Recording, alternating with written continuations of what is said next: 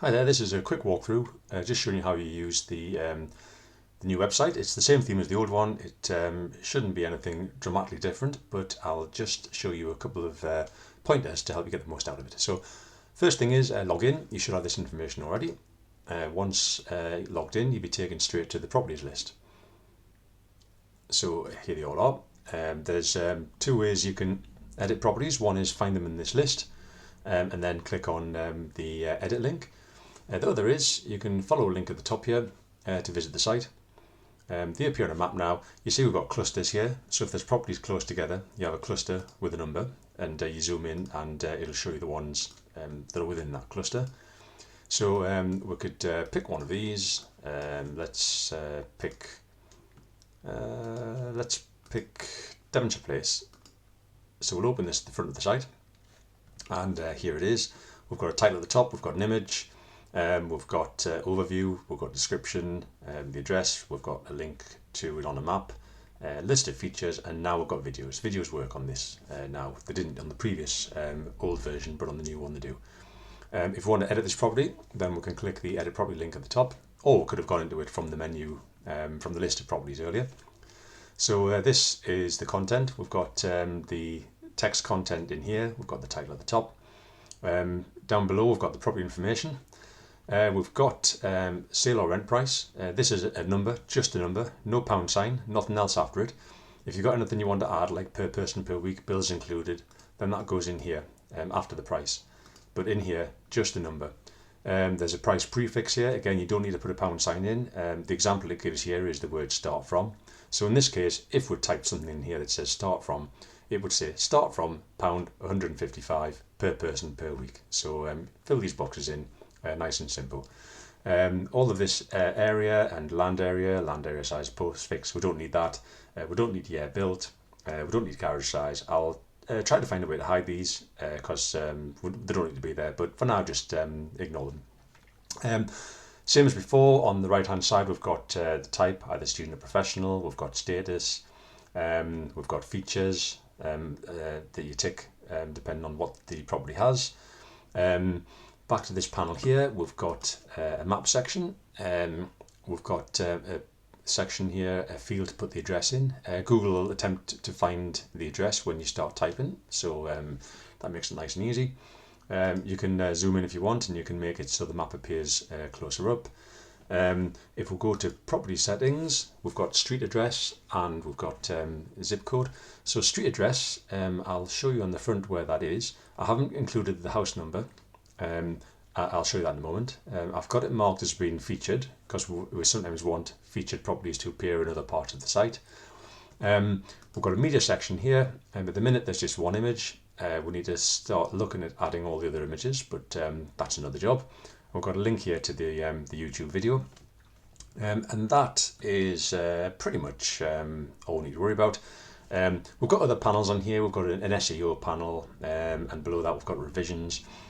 Page attributes, things that you don't really need to see. So what you can do is you can go to the top right of the screen, you can click the screen options, and it brings down a list of tick boxes, and if you don't want to see things you can untick them. So we don't need to see that Yoast one, we don't need to see page attributes, we don't need property explorator. The rest are probably okay. Status features, labels, we probably don't need labels and don't need country, so we can get rid of those. It doesn't delete them, it just hides them, and it just again tidies up the admin section. So that looks a bit prettier. When that's all done, we click update. That updates the post, and then we'll have a look on the front end. So you'll remember I spoke about the property settings in here, and we'll have the street address, Devonshire Place. If we look at the front end, we'll see that this appears here. So I didn't put down the house number because I know that you don't like to do that. So it still finds it on the map, but it doesn't tell you anywhere what house number it is. It keeps that part private, and everything else appears as you'd expect where it did before. So that's pretty much it. I'll do one more quick example. Let's pick King's Court, Sheffield. So we'll have a look at that one. and we'll click on edit property. And let's have a look at it. To be careful with all capitals. I'll leave it for now, but generally speaking, it's best not to, but that's entirely up to you.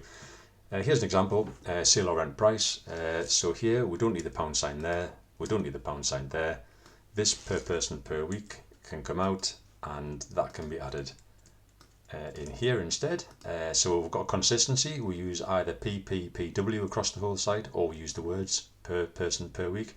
It's your call as to which way you want to do it. Everything else looks okay to me. You've got property ID there, so if you've got more than one property on the same street, you can still tell them apart. This property ID will appear in an email if anybody fills in the inquiry. Everything else looks okay. We've got a featured image, so we can click update.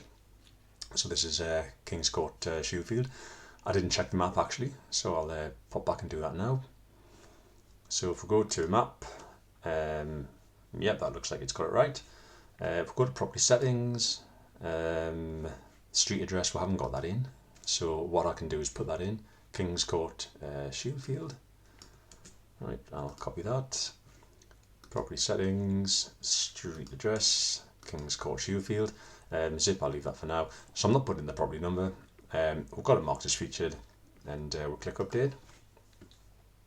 So now that's updated, we can go and take a look at it on the front. And you'll see you've still got your pound sign, and you've got per person per week. And down here you have the address appearing there, but without the property number because we didn't specify that. So there's no video on that one. I don't remember doing a video for Shewfield. No, I didn't, so that one doesn't exist. But that is essentially it. What we need to have a think about now are adding images and basically checking up on property details and making sure the map locations are all right. There's quite a lot to get through, so I can of course help with that. Have a think about how you want to do it, and we'll crack on and get the whole thing sorted.